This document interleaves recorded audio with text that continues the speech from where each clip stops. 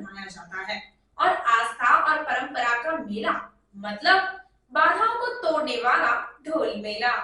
गुजरात राज्य के पूर्वी भाग में दाहोद जिला अधिकतर आदिवासी क्षेत्र माना जाता है। यहाँ के आदिवासियों के अपने रीति रिवाज, संस्कृति और पहनावे में कई खासियतें हैं। वे आज भी अपने रीति रिवाजों और प्राचीन परंपराओं पर कायम हैं। हाँ, ये भी सच है कि दाहोद का मूल नाम पहले दोहद था, लेकिन मध्य प्रदेश की सीमा होने के कारण और इन दोनों राज्यों के सीमावर्ती गांवों के बीच रोटी बेटी और व्यापारिक लेन देन के कारण यहाँ की बोली हिंदी हो गई, गुजराती मिश्रण, और यह दाहोद बन गया। यहाँ की लोक बोली भी हिंदी गुजराती मिश्रण है। आज भी दाहोद के अधिकांश ग्रामीण लोग दाहोद को देहबोद कहकर ही संबोधित करते हैं। अनास और पानम नदियों के बीच स्थित दाहोद दुधिमती नदी, रत्न महल भालू अभ्यारण्य और हार्द समान छाप झील के लिए जाना जाता है। इस प्रकार संपूर्ण दाहोद विविधता, परंपराओं, प्राचीनता और इतिहास से परिपूर्ण है। आज हम बात करना चाहते हैं धर्मीराज इंद्रराज की पूजा के बारे में, जो दाहोदी जनजातियों द्वारा हर 5 साल में की जाती पूजा अर्चना है।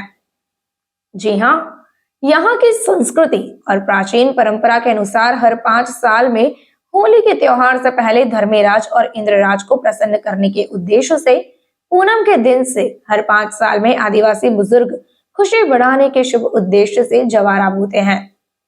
उस दान के 9 दिनों तक अपने समुदाय के लोगों की समृद्धि और अच्छी खेती के लिए रात तक पूजा की जाती है। पूजा के आखिरी दिन यानी 10वें दिन उन बाधाओं को पीछे छोड़ दिया जाता है और जवारा वाड़ी को दूर कर दिया जाता है।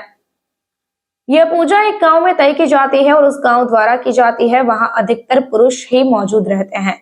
गांव के बड़े बुजुर्ग चारों ओर से आकर इस पूजा का हिस्सा बनते हैं और अपने गांव की सुख समृद्धि के लिए बाधाएं छोड़ते हैं। दाहोद के आदिवासी बुजुर्ग ने अपने भाषण में कहा, जब हमारा समाज अपनी सारी संपत्ति कृषि के हाथों खो देगा तो हम एक साथ इकट्ठा होंगे और दिन रात इंद्र राजा की पूजा करेंगे। दाहोद के आदिवासी भाई बहन ज्यादातर व्यवसाय और मजदूरी के लिए गुजरात के कोने कोने में फैले हुए हैं, लेकिन वे जहां भी होते हैं होली, दिवाली जैसे बड़े त्योहारों के दौरान अपनी मातृभूमि पर कब्जा कर लेते हैं। होली के इस त्योहार से पहले जो आदिवासी लोगों की आस्था और परंपरा का एक सुंदर संयोजन है, पूनम के दिन धर्मीराज और इंद्र राजा की पूजा के दौरान, इस जवारा वाड़ी की पूजा के दौरान आसपास के लोग नृत्य करने के लिए इकट्ठा होते हैं और बड़े ढोल, नगाड़ा, कुंडी और थाली जैसे वाद्यंत्र बजाए, हाथ में तीर, तरकश, धारियां, लाठियां और गोफन जैसे हथियार लेकर वे मंत्रोच्चार के साथ इस पूजा को मनाते हैं।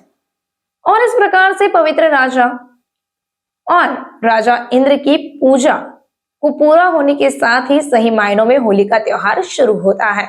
इस प्रकार वास्तव में दाहोदी आदिवासी हर त्योहार को मनाने के अपने अनोखे तरीके के लिए जाने जाते हैं।